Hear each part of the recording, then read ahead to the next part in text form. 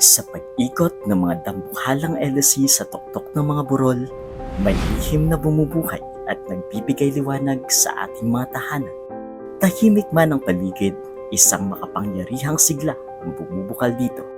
Hindi apoy, hindi gasolina, kundi hangin. Hangin na ginagawang liwanag. Hangin na pinagmumulan ng pag-asa. Dito sa Pililla Rizal, sa pagitan ng kalikasan at teknolohiya, tumatayong matatag ang mga higanteng tagapagdala ng enerhiya, ang Pililla Wind Farm. Hindi ito tanawin lamang para sa mga turista.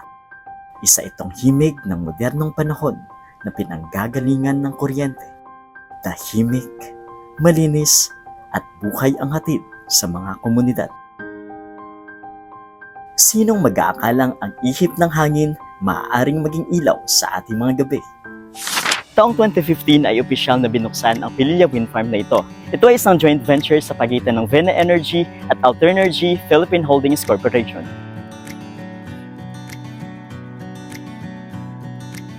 Mayroong kabuuang 27 wind turbines sa buong farm na may kakayahang mag-produce ng 54 na megawatts ng kuryente.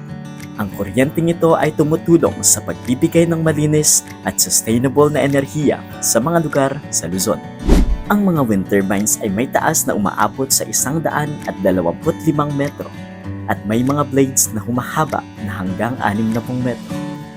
Ang proyekto ay hindi lamang nagbibigay ng kuryente, kundi pati na rin ng kabuhayan sa mga residente ng Pililla.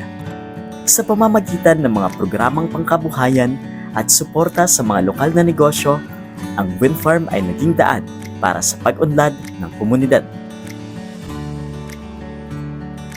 Nagsisilbi rin itong inspirasyon na yakapin ang mga makabagong teknolohiya upang mapangalagaan ang kalikasan at mabawasan ang paggamit ng mga fossil fuels. Sa kasalukuyan ay patuloy ang operasyon ng Pililla Wind Farm at ito ay tinuturing na mahalagang hakbang sa direksyon ng sustainable development at enerhiya sa Pilipinas. Sa pagitan ng katahimikan ng kabundukan at haplos ng hangin, tumindig ang mga higanteng tagapangalaga, nagbibigay liwanag, pag-asa at kinabukasang mas malinis para sa bawat Pilipino. Ang Pililla Wind Farm ay hindi lang makina ng kuryente, kundi paalala na kaya nating magmahal sa kalikasan at sa isa't isa. Hangin man ang puhunan, buhay ang hatid sa sangkatauhan.